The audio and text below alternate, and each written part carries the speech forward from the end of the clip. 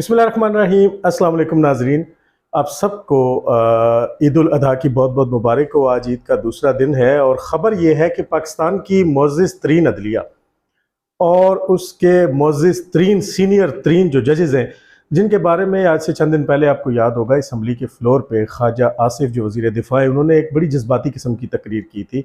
और उसमें उन्होंने इस बात का रोना रोया था कि पाकिस्तान चूँकि गरीब मुल्क है, तरक्की पजीर मुल्क है और बहुत सी मुआशी मुश्किलात का भी इस वक्त शिकार है। तो ऐसे में उन्होंने कहा कि ये जो हमारे पड़ोस में बिल्डिंग है, आपको याद रहे कि सुप्रीम कोर्ट के जो बिल्डिंग है वो और कौमी असम्बली की जो बिल्डिंग्स हैं ये पड़ोसी हैं, इनके बीच में और कोई इमारत नहीं है। तो उन्होंने बुनियादी तौर पर सुप्रीम कोर्ट की तरफ इशारा किया था और ये इशारा करके ख्वाजा आसिफ साहब ने फरमाया था कि ये जो हमारे पड़ोस वाली बिल्डिंग है इसके अंदर जो लोग हैं ये 16-16 लाख तनख्वाहें लेते हैं। इस गरीब मुल्क के गरीब आवाम के टैक्स के पैसे से ये 16-16 लाख रुपया या 14-14 लाख रुपया जो है वो तनख्वाहें ये जजेज़ जो है वो वसूल करते हैं और इनको ये तनख्वाहें बुनियादी तौर पे इसलिए दी जाती हैं कि ये फ़ैसले करें, हक़ के फ़ैसले करें, इंसाफ के फ़ैसले करें, करप्ट लोगों के ख़िलाफ़ फ़ैसले करें, जो साफ़ सुथरे नेक पाक बाज़ अच्छे लोग हैं उनके हक़ में फ़ैसले करें, इंसाफ का साथ दे, इंसाफ का बोल बाला करे वगैरह वगैरह। अब उसमें ख्वाजा साहब ने अपने आप को और अपने साथी पार्लियामेंटेरियंस को उनकी तनख्वाहों को लेके कंपैरिजन किया था कि जनाब हमें तो आप इन मुअज़्ज़िज़ जजों की तनख्वाहों का चौथा हिस्सा भी नहीं देते और अगर हमें इनकी तनख्वाहों का चौथा हिस्सा भी मिल जाए तो हमारी भी ज़िंदगी जो है वो बड़ी अयाशी वाली और बड़ी पुरसकून और बड़ी अच्छी गुजरे। तो अवाम को बुनियादी तौर पे उस दिन ही पता चला था कि इनकी तनख्वाहें कितनी हैं और उसके बाद आपको याद होगा कि सोशल मीडिया पे बड़ा वायरल हुआ था वो जो एक लेटर था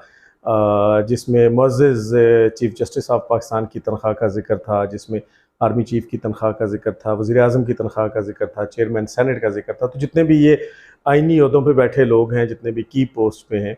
उनकी तनख्वाहों का ज़िक्र था और अवाम को वाक़ई इस बात पे बड़ी हैरानी हुई थी कि पाकिस्तान में सबसे ज़्यादा तनख्वाह जिस शख्सियत की है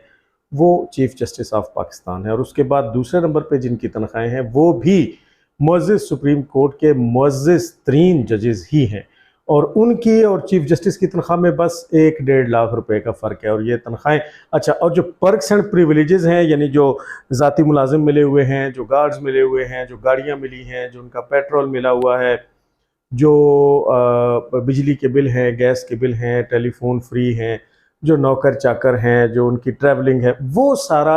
इस 14, 15, 16 लाख से अलावा है। तो गोया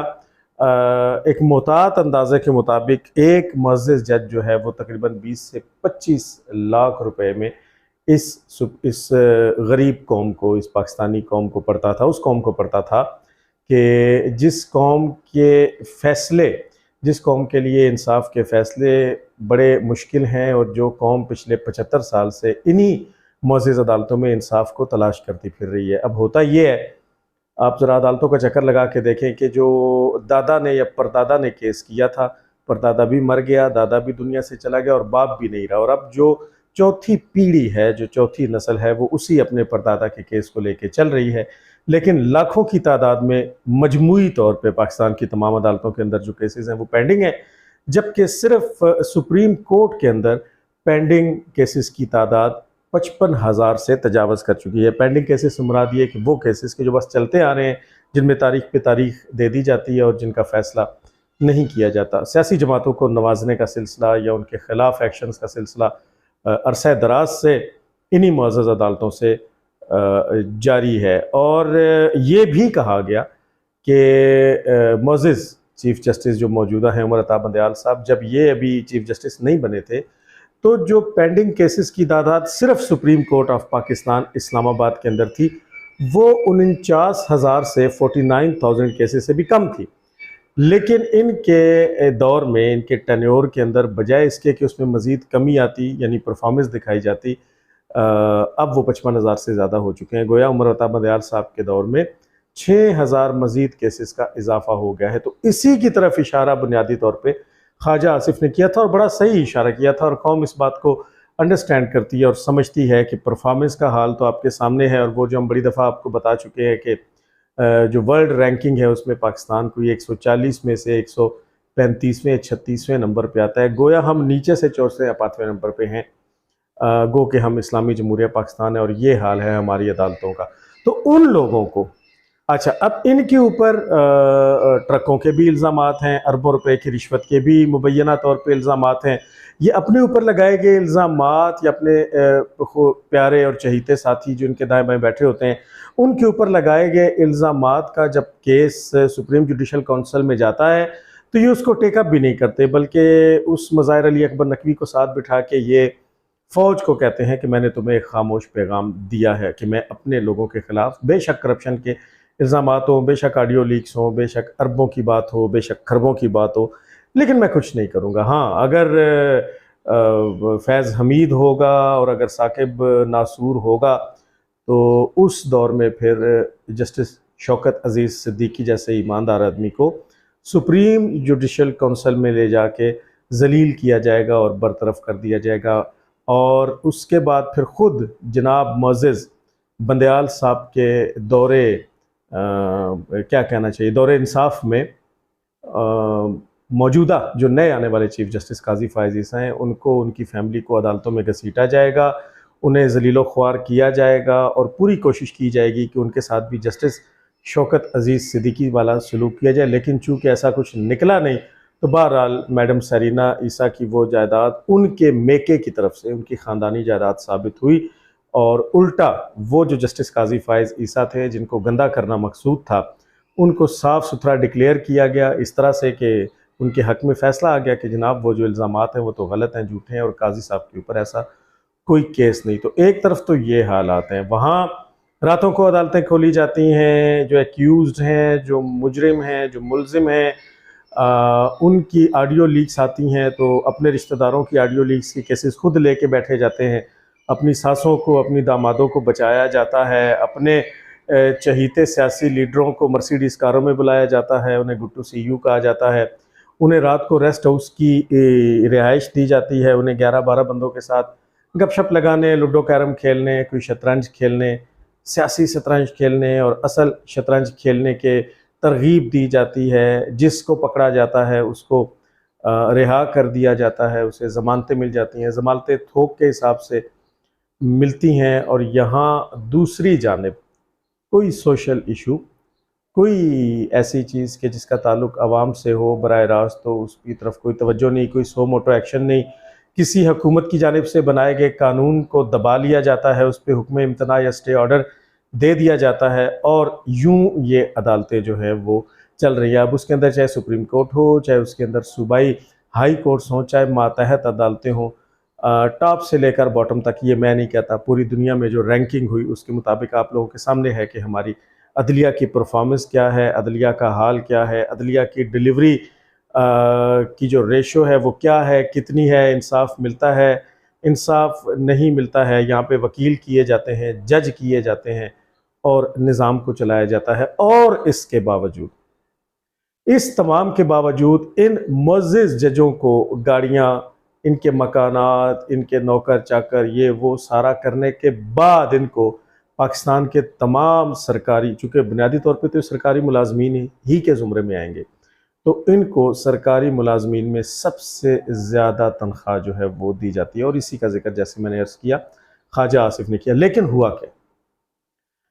अब बात यह है कि बंदा एतबार करे तो किस पे करे, कौम अगर पीछे लगे तो किसके पीछे लगे, किसके साथ खड़ी हो और किसके हक में ना हो। सुप्रीम कोर्ट ने नवाज शरीफ एंड फैमिली और जरदारी और इन सब को चोर कहा, करप्ट कहा, नाअहल किया, मुल्क बदर करवाया, उनके रास्ते में रोड़े अटकाए, उनके मुखालफिन के लिए सुर्ख कालीन बिछाए गए, सब कुछ किया। नवाज लीग ने ख़ास तौर पे, जरदारी ने और बाकी सब लोगों ने इन जजों को करप्ट कहा। इनके हवाले से ऑडियो लीक्स भी हुई, इनकी वीडियोस भी मौजूद हैं, कुछ आ रही हैं, कुछ आने वाली हैं, कुछ मुस्तकबिल में आएंगी, कुछ बन चुकी हैं। सब कुछ हुआ। हमें महाज आराई जो है वो नज़र आई कि एक तरफ जो है वो मुअज़्ज़िज़ अदलिया है, एक तरफ हुकूमत है। तो अदलिया और पार्लियामेंट की जो जंग है वो हमें नज़र आई। लेकिन अब हुआ क्या कि इन ईद की छुट्टियों के दौरान चुपके से जजेस की तनख्वाहों में 20% 20% इजाफा कर दिया गया।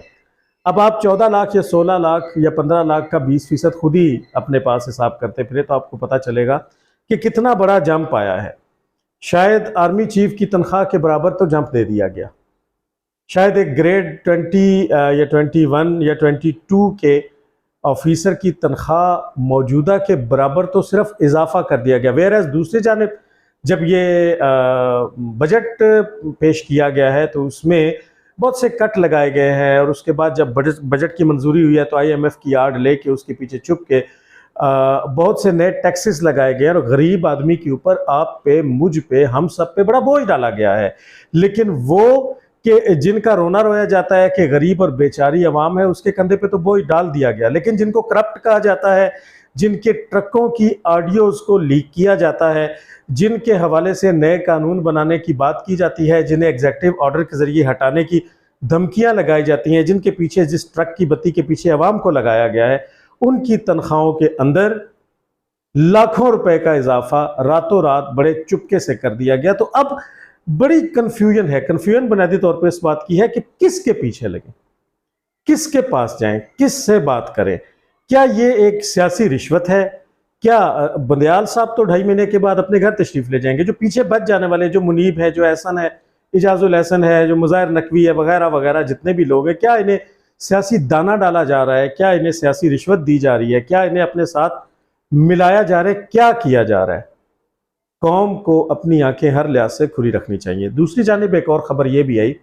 कि लंदन के अंदर एक यूनिवर्सिटी ने मोअज़्ज़िज़ जस्टिस उमर अता बंदयाल को इनवाइट करने का प्लान बनाया है वहाँ पे कोई स्पीच के लिए। वहाँ पे टीचिंग टाइप एक स्पीच, या मोटिवेशनल आप कह लें या टेक्निकल कह लें। वो अदालतें जिनका दुनिया की रैंकिंग में 135वां नंबर हो, वो इंग्लैंड में जाके कानून के हवाले से क्या मोटिवेट करेंगे? मैं नहीं समझता कि किस लिए बुलाया जा रहा है, लेकिन बहरहाल बुलाया जा रहा है। नाकदीन के मुताबिक ये है कि शायद ये टूर खुद अरेंज किया जा रहा है। कुछ मुबैना तौर पे ये भी कहते हैं कि बंदयाल साहब एक फ़रार चाह रहे हैं और एक सेफ एग्ज़िट ले रहे हैं। अब अल्लाह ही जानता है कि इसके पीछे हकीकत क्या है। आने वाले दिनों में ये वाज़ेह हो जाएगा। इंशाल्लाह अगले व्लॉग में आपसे दोबारा मुलाकात होगी।